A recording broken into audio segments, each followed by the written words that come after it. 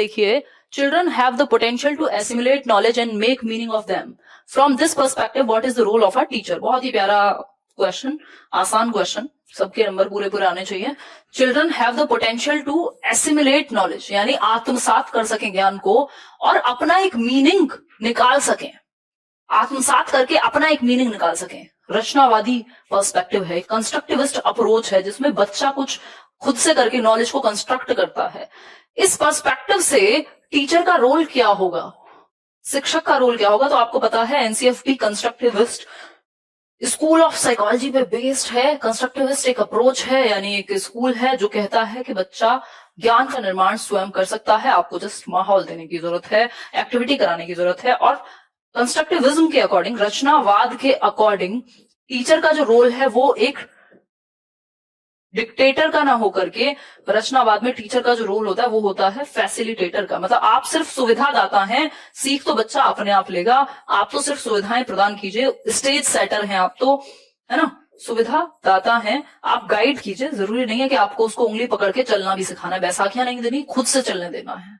ठीक, तो आंसर होगा इसका डी ऑप्शन, फैसिलिटेटर यानी सुविधा दाता। क्वेश्चन नंबर 9 देखिए, सुरेश स्टूडेंट ऑफ क्लास 6, ये वो 5 स्टार का जो ऐड आता था ना, सुरेश रमेश, वो वाला सुरेश नहीं है, नॉर्मल सुरेश है। Suresh student of class 6 learns by doing, यानी करके सीखता है activity, and finds it difficult to follow when the teacher is only explaining. मतलब वो जब खुद करता है चीजों को तो जल्दी से सीख जाता है, लेकिन उसे मुश्किल होती है जब वो टीचर के द्वारा एक्सप्लेनेशन सुनता है। मतलब जब वो खुद करे एक्टिविटी तो तुरंत समझ में आ जाता है, लेकिन जब टीचर सिर्फ क्या करे, एक्सप्लेन कर दे, तो उसको ढंग से समझ में नहीं आता।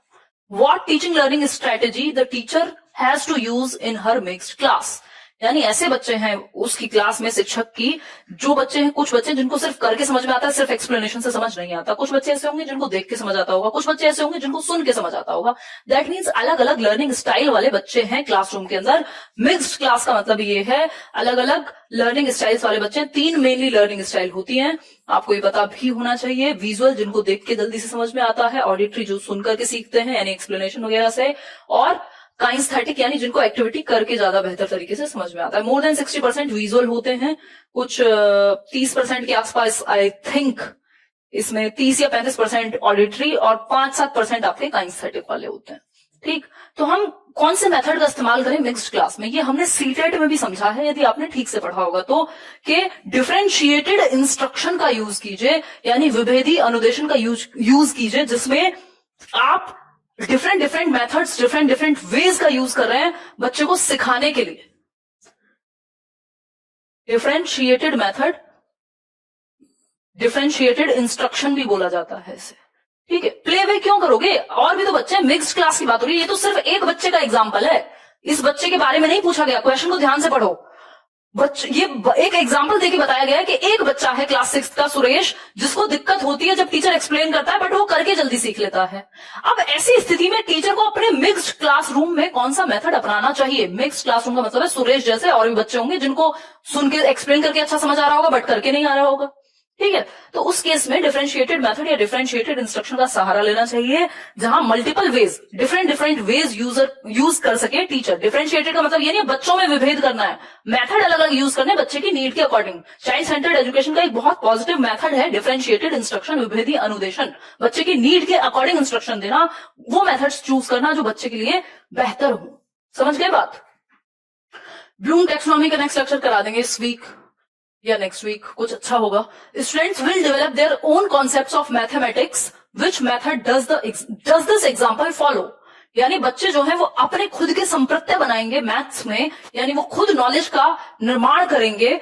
ये एग्जाम्पल किस मेथड को फॉलो करता है? फटाफट से आंसर दीजिए, तभी जाकर के हम बढ़ेंगे आगे। एक तो ये लोग क्लास के बीच में जो मैसेज करते हैं ना, मन करता है ये फोन कहीं रख के आ जाए करूं, यही करूंगी, बट कई बार इंपॉर्टेंट हो जाता है, मम्मी का फोन आ जाए। खैर कोई बात नहीं। देखो एक बार, दुश्मन दिखाई देते हैं वो लोग, टेक्स्ट मैसेज करते हैं। बताओ, देखो अगर हम बात करें इंडक्टिव मेथड की, देखो यहां ना आपने ध्यान दिया नहीं, ये किसी एग्जाम्पल की बात नहीं हुई है। कोई कह रहा है मुझे दे दो मैम, हाँ आपको दे देंगे। यहां कोई एग्जाम्पल की बात नहीं हुई है। Students will develop their own concepts of mathematics. Which method does this example follow?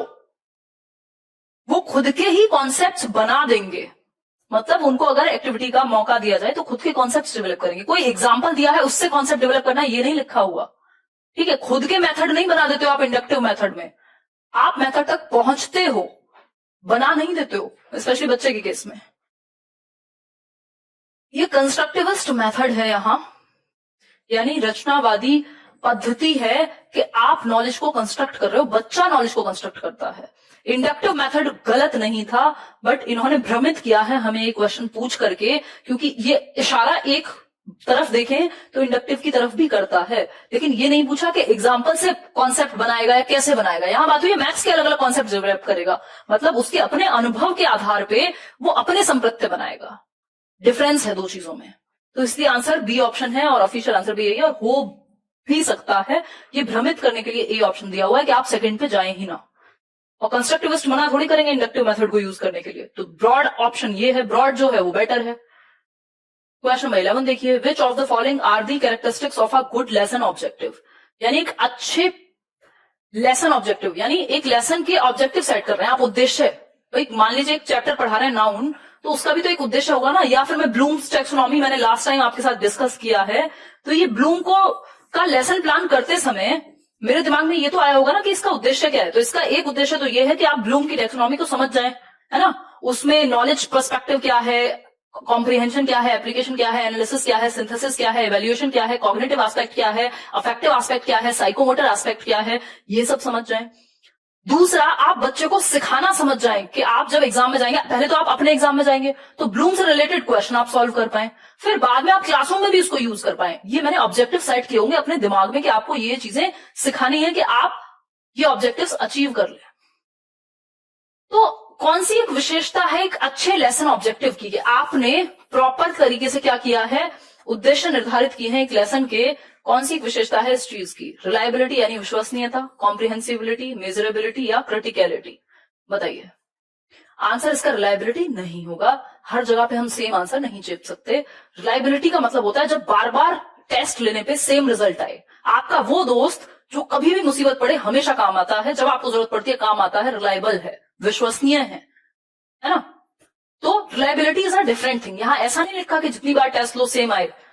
यहां बात हो रही है जो लेसन ऑब्जेक्टिव्स निर्धारित किए गए हैं उसकी विशेषता क्या होनी चाहिए, कौन से लेसन ऑब्जेक्टिव, कौन से उद्देश्य बेहतर होंगे, ये पूछा है।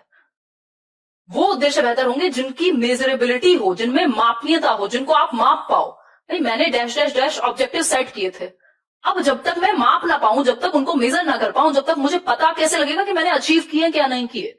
तो 4 ऑब्जेक्टिव तो आपको पता होना चाहिए, 4 में से 3 मैंने अचीव कर लिया, आप मेजर कर पाए किस हद तक अचीव कर लिया, तो ये उसकी विशेषता है। थोड़ा सा घुमा के क्वेश्चन पूछा है, रटे रटाए आंसर पे मत जाओ, थोड़ा सा दिमाग लगाओ। क्रिटिकलिटी तो आलोचनात्मक दृष्टि होती है, मतलब आप नेगेटिव और पॉजिटिव कैसे देखेंगे उसका। क्वेश्चन नंबर 12 देखिए। क्वेश्चन नंबर 12 है, ज्यादा खाना खा लिया आज तो मैंने। क्वेश्चन नंबर 12 है, विच of the following is a significant unique feature of language development? यानी इनमें से कौन सा एक यूनिक फीचर है भाषा के विकास का, सॉरी भाषा के विकास का नहीं, भाषा का, भाषा का एक यूनिक फीचर बताइए। भाषा का एक यूनिक फीचर बताइए फटाफट से।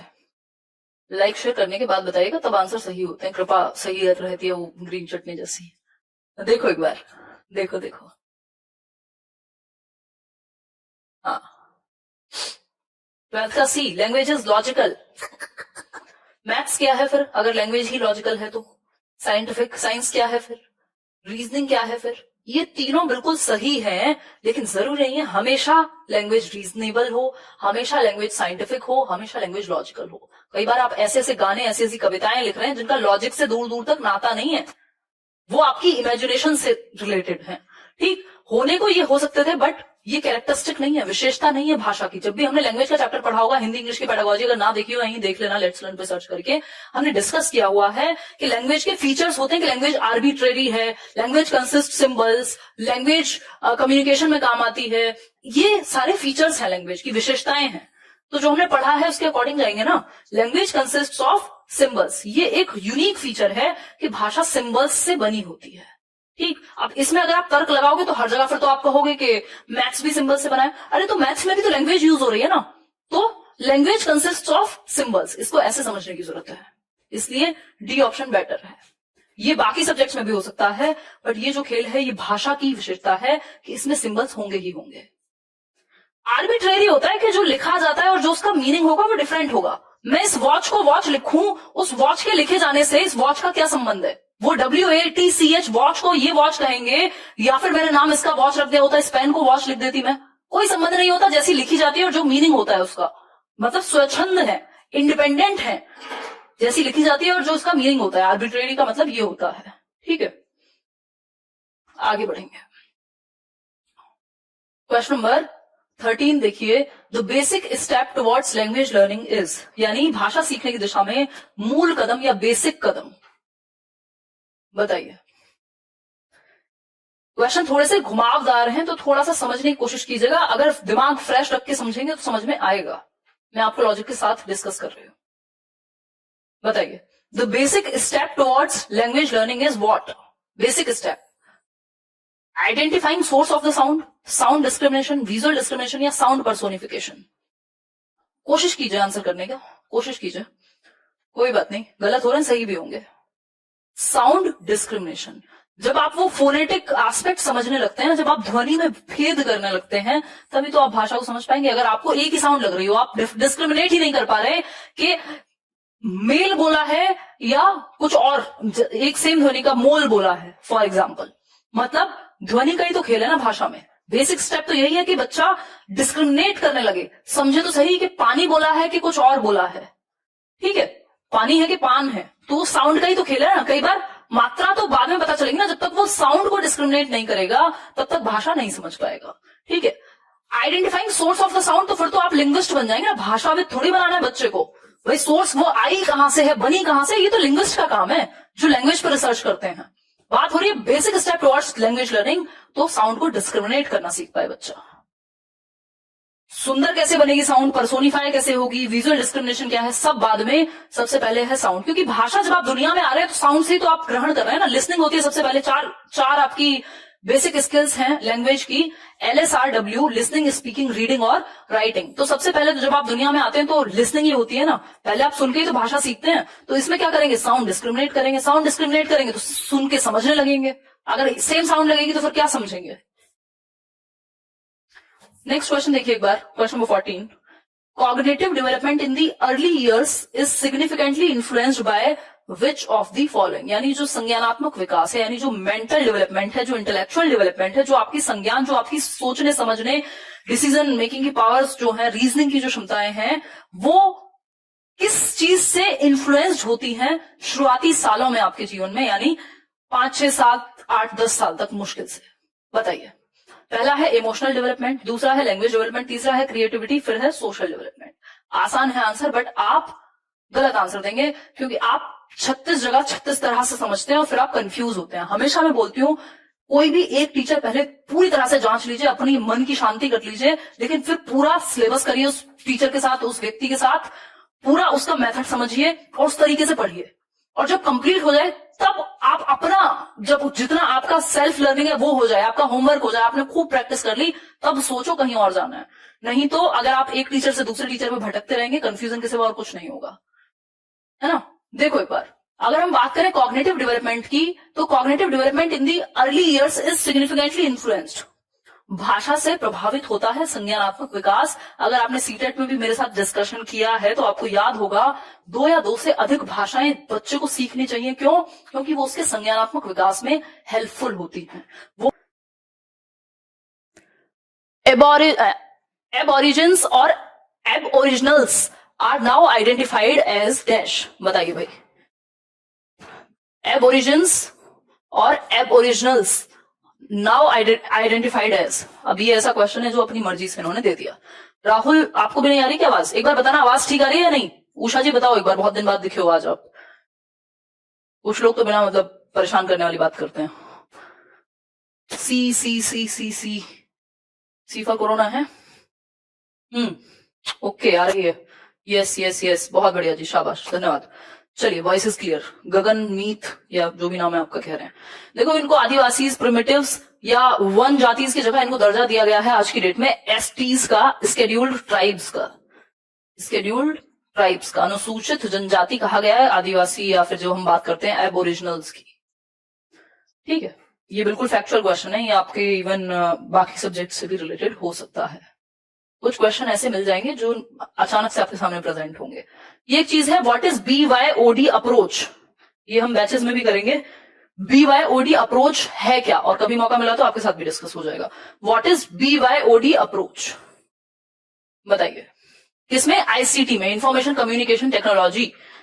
ऐसी टेक्नोलॉजी कम्युनिकेट करने की जिसके थ्रू हमारी टीचिंग बेहतर होती है, उसको ICT कहते हैं। जैसे ये बोर्ड, जैसे ये माइक, जैसे कंप्यूटर, या जिस भी तरीके से हम टेक्नोलॉजी को यूज कर रहे हैं कम्युनिकेशन को डिलीवर करने के लिए, एजुकेशन को बेहतर करने के लिए, जब हम टेक्नोलॉजी का यूज करते हैं, दैट इज कॉल्ड ICT। या एजुकेशन टेक्नोलॉजी एक बड़ा टॉपिक है, एक सब्जेक्ट है, उसके अंदर आता है ये ICT, कभी करेंगे चर्चा। ब्रिंग योर ओन डिवाइसेस, बिल्कुल बात सही है, ये तो फैक्चुअल क्वेश्चन है। BYOD is bring your own devices. ठीक, वैसे भी अगर हम बात करें यहां, तो आपको पता है कि ये डिवाइसेस से या फिर टेक्नोलॉजी से संबंधित है, तो आप दिमाग लगा सकते हैं, तुक्के वाला क्वेश्चन है एक तरह से। आगे बढ़ेंगे, चलिए क्वेश्चन नंबर 7 देखिए, these are the major features of NPE 1986 except. NPE 1986 आप सभी जानते हैं, जो राजीव गांधी के टाइम पे आई, नेशनल पॉलिसी ऑफ एजुकेशन 1986 की अगर हम बात करें, उसके बाद अभी नई एजुकेशन पॉलिसी आई है 1.5 साल पहले। अब देखो कब तक लागू होती है, बीच में एक रिवीजन हुआ था सिर्फ। कौन सी एक बात NPE 1986 में नहीं कही गई, इसी के जस्ट बाद 1987 में आपके नवोदय विद्यालय 1-2 साल में ओपन किए गए थे, इसी पॉलिसी की देन थे वो एक तरह से। बताइए एक बार, आंसर कीजिए। पहला ऑप्शन है important role of education, national system of education, reorganization of teaching hierarchy, या फिर एजुकेशन फॉर इक्वालिटी। तो आंसर क्या होगा? आंसर होगा C, reorganization of teaching hierarchy. ऐसी इसमें कोई बात नहीं हुई कि जो टीचिंग का पदानुक्रम है उसका दोबारा से पूरा गठन हो जाए, कि टीचर को प्रिंसिपल और प्रिंसिपल की जगह कोई और, उससे ऊपर कुछ और, ऐसा कोई बात यहाँ पे नहीं हुई। बाकी एजुकेशन रिलेटेड बातें हुई थी। अब ये आपको जब पढ़ेंगे तभी समझ में आएंगी ये चीजें, या इससे रिलेटेड क्वेश्चंस कर लेंगे तो भी आ जाएंगी। क्वेश्चन नंबर 8 देखिए, कई बार कॉमन सेंस भी यूज करना होता है ऐसे क्वेश्चंस में। क्वेश्चन नंबर 8 देखिए एक बार। Question number 8 says following are the characteristics of adult education. Adult education की भी बात होती है, एक अडल्ट एजुकेशन प्रोग्राम भी चलाया गया था, आई थिंक किस ईयर में चलाया गया था वो आप कमेंट करके आज बताइएगा, किसी दिन हम इस पर डिस्कस भी करेंगे। आयमा नवोदयन, बहुत बढ़िया। नेहा, बहुत ही बढ़िया। मैं बताऊंगी कहानी अपनी भी कभी, है ना। मेरा एडमिशन होने वाला था देन, फिर ऐसे माँ बाप को प्यार आ गया कि हम नहीं रह पाएंगे अपने बच्चे से अलग, क्या तब मैं वहां रहती थी गांव। देखो एक बार, following are the characteristics of adult education except that. भाई अडल्ट एजुकेशन की विशेषताएं हैं, इनमें से कौन सी नहीं है, यानी अडल्ट एजुकेशन की विशेषता कौन सी नहीं है। पहला ऑप्शन है इट में इंक्लूड जॉब स्किल्स ट्रेनिंग। हाँ भाई, अडल्ट एजुकेशन होती है कि जब आपने वो एक सीरियल देखा होगा, आपने क्या बोलते थे, मैंने कहीं कहीं से देखा है ना, वो जिसमें एक IAS लड़की बनती थी, संध्या और समथिंग, अरे क्या नाम था, दिया और बाती। तो उसमें एक सीन दिखाया गया था अडल्ट एजुकेशन का, कि रात को पढ़ाई होती है या शाम को वो पढ़ने जा रहे हैं। अडल्ट एजुकेशन का मतलब है जो बड़े लोग हैं जो नहीं पढ़ पाए हैं उनको पढ़ने का मौका दिया जाए। ठीक है, तो इसमें क्या है कि आपको जॉब स्किल्स, मतलब बेसिकली आप वोकेशनल चीजें जान लें जिससे आपका काम चल जाए। ठीक, तो ये इंपॉर्टेंट है। अब ऐसा तो है नहीं ना, जब आप अडल्ट एजुकेशन में, ऐसा तो है नहीं बिल्कुल जैसे आप बच्चों को पढ़ा रहे हैं बिल्कुल जीरो से उसी सेंस में जाएगा। उनके पास तो टाइम भी कम होता है, उनकी तो टाइमिंग भी ऑड होती है। It is a continuing education program. हाँ ठीक है, चलता है, एक के बाद एक लेवल पे जाएंगे आप। इट इज नीड बेस्ड, ठीक है। It is a formal degree program. यहाँ डिग्री जैसा कुछ नहीं दिया जाता, ये फॉर्मल डिग्री वाला प्रोग्राम नहीं है। ये बेसिक स्किल्स इनकलकेट हो जाए, बेसिक लिटरेसी बच्चे में आ जाए, बच्चा बोल रही हूँ अडल्ट में आ जाए, वो इंपॉर्टेंट है। ठीक है जी, ये कोई फॉर्मल प्रोग्राम नहीं है जिसमें 10th का सर्टिफिकेट मिलेगा फिर 11th का मिलेगा, इस तरह से। क्वेश्चन नंबर 9 देखिए, dash are the main measures taken to improve effective increase in the enrolment of girls in schools. यानी कि ये कुछ प्रभावी तरीके हैं, प्रभावी मेजर हैं जिनको लिया जाना चाहिए जिससे कि जो गर्ल्स हैं, जो लड़कियां हैं वो स्कूल में ज्यादा से ज्यादा एनरोलमेंट ले।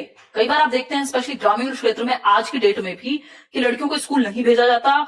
जैसे ही उनके छोटे भाई बहन हो जाते हैं तो उनको कहा जाता है अपने छोटे भाई बहन को पालो या फिर घर के काम में हाथ बटाओ, क्या करोगी पढ़ के, तुम्हें तो शादी ही करनी है, बच्चे ही पालने हैं, ये और वो। ठीक है, इस तरह की बहुत सारी चीजें करके भारतवर्ष में ऐसा होता है, इवन अक्रॉस वर्ल्ड भी बहुत सारी जगह पे। अगर हम बात करें कि जो बात है कि गर्ल्स एनरोलमेंट को कैसे इंक्रीज किया जाए, कौन सा एक मेजर अच्छा हो सकता है कि लड़कियों को ज्यादा से ज्यादा एडमिशन दिलाए माँ बाप। पहला है gender targeted provision of materials. अगर आप जेंडर को टारगेट करेंगे मटेरियल के लिए तो कोई पॉइंट नहीं है। Scholarships, stipend, female teacher recruitment, conditional cash transfers, free meals, parent counselling, free ships.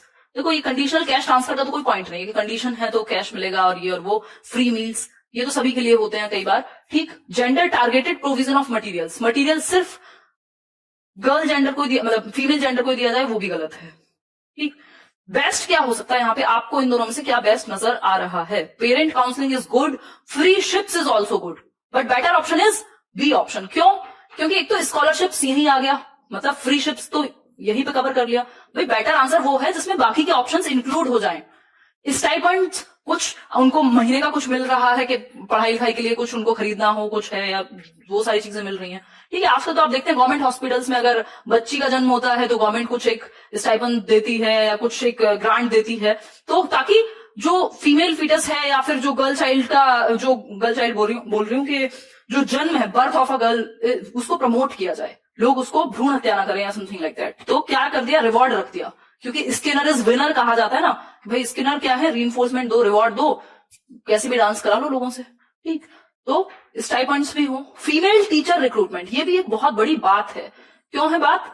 क्योंकि one of the reasons is that आप देखते हैं जो थोड़े डेवलप्ड एरियाज नहीं है वहां माँ बाप आज भी ये सोचते हैं कि अगर फीमेल टीचर है और गर्ल्स स्कूल है तो हम भेज देंगे बच्चे को पढ़ने के लिए, लेकिन जो कोएड स्कूल है जहां लड़के और लड़कियां साथ में पढ़ते हैं वहां नहीं भेजेंगे, है ना। तो ऐसे केस में ये करना बहुत हद तक कामयाब साबित होगा कि फीमेल टीचर्स को भी रिक्रूट किया जाए कि वो उनको एज इट इज समझ सके और उनसे कोई हार्म ना हो उनको एटलीस्ट। ठीक है, कई बार ऐसा सोच लिया जाता है, इसमें ऐसा नहीं है कि ये सही ही है या बेस्ट ही है। ठीक है जी, तो ये है बी ऑप्शन जो कि इन सब में बेस्ट है। आगे बढ़ेंगे क्वेश्चन नंबर, बच्चे को इवेल्युएट करने के लिए या बच्चे के बेनिफिट के लिए बताइए एक बार। पहला ऑप्शन आपके सामने है अभी जी करियरविल ऐप पर है वो। अगर हम बात करें to assess a students interest and provide guidance, या फिर to illustrate to the parents during the parent teacher meet, to provide appropriate grades in the achievement profile, या फिर to make the student aware of his और her weakness. Anecdotal record कैसे help करते हैं? Anecdotal records क्या है? Basically कुछ anecdotes होती हैं, कुछ कोई घटना घट गई स्कूल में, कुछ अच्छा हुआ या कुछ खराब हुआ, उसके बारे में टीचर बहुत कम शब्दों में लिखेगा ऑब्जर्व करके बच्चे को। तो ये मदद करते हैं आकलन करने में एक बच्चे का इंटरेस्ट किस चीज में है और उसको गाइडेंस कहाँ दी जा सकती है, इसलिए इसको बच्चे के फेवर में यूज कर सकता है टीचर, क्योंकि आपको पता लगेगा ना उसकी गतिविधियों से। एनेक्डोटल रिकॉर्ड्स में जब आप ऑब्जर्व करके नोट डाउन करेंगे, लिखेंगे, फीडबैक के रूप में देंगे कि उसका इंटरेस्ट है कहाँ और गाइडेंस उसको किस दिशा में दी जा सकती है। क्वेश्चन नंबर 11 देखिए एक बार। एनेक्डोटल रिकॉर्ड्स इस तरह की चीजें होती है, आपने डायरी में भी कभी देखा होगा, टीचर अपने पास लिखता है बहुत शॉर्ट फॉर्म में। मान लीजिए आज किसी बात पे बच्चा रोया या कुछ और अच्छी उसने परफॉर्मेंस, कुछ ऐसा मान लो उसको कोई ऐसे लिखना था और बहुत गजब का लिखा है, कुछ अलग आपने नोट किया, तो उसको आप चुपचाप से ऑब्जर्व करके नोट कर सकते हैं। तो जो थोड़ी डिफरेंट घटनाएं होती हैं उनको आप इसमें नोट करते हैं कम शब्दों में, एनेक्डोट के रूप में, टिप्पणी के रूप में। क्वेश्चन 11 देखिए, to remove the weakness of present day mathematics education, the mathematics laboratory can be the best place. Do you feel the above statement is correct? If you feel it is correct, then state why. बताइए एक बार, फटाफट से बताइए कि वर्तमान में जो गणित शिक्षा की कमजोरी को दूर करने के लिए कि बच्चों में वीकनेस है मैथमेटिक्स को लेकर के, मैथ्स लेबोरेटरी का यूज किया जाता है। आपको क्यों लगता है कि मैथ्स लैब अच्छी हो सकती है इस चीज के लिए, जहां पे मैथ्स के बहुत सारे इंस्ट्रूमेंट्स अवेलेबल हो? बताइए फटाफट से, आंसर कीजिए, जल्दी बताइए।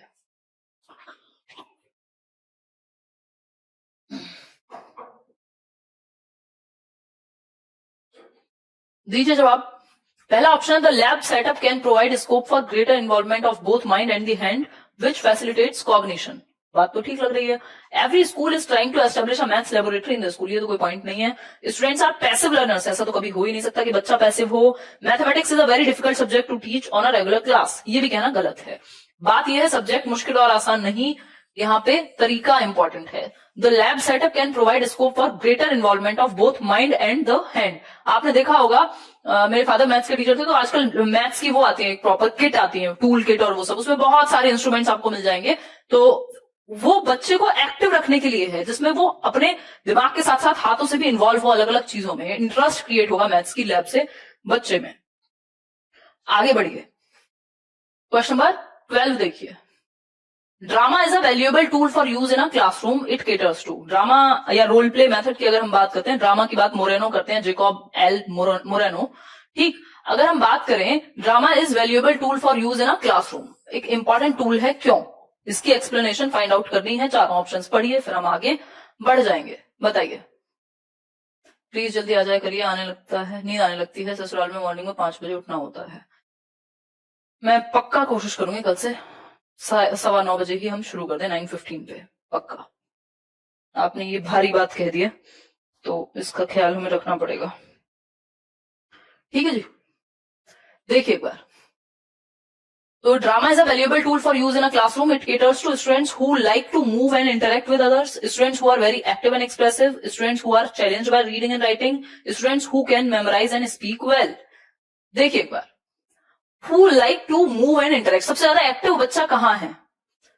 बताइए एक बार, सबसे ज्यादा एक्टिव आपको बच्चा कहां नजर आ रहा है? वही आंसर है इसमें, सिंपल। भाई ड्रामा बच्चे के लिए क्यों अच्छा है? सिंपल बात है, बच्चा होगा एक्टिव, उसका इंटरेस्ट क्रिएट होगा, यही 2-3 चीजें हैं। Students who are challenged by reading and writing, उनके लिए क्या है? ड्रामा एक वैल्यूएबल टूल साबित हो सकता है, कह सकते हैं। लिखने में उनको पढ़ने और लिखने में दिक्कत है, वो ड्रामा के थ्रू सीख सकते हैं। बिल्कुल। भाई किसको मदद करेगा? जिन लोगों को पढ़ के और लिखने में ज्यादा समस्या है, वो देख करके और समझ सकते हैं, इसलिए सी ऑप्शन के साथ हम जाएंगे। यहां आगे बढ़ेंगे, क्वेश्चन नंबर